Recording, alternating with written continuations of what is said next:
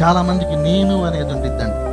నేను అన్న స్వభావము సాతానుడు ఏమంటుండి, నేను ఆకాశమునకు ఎక్కిపోయేదను, నా సింహాసనం అంట. ఎవరు సింహాసనం అంట?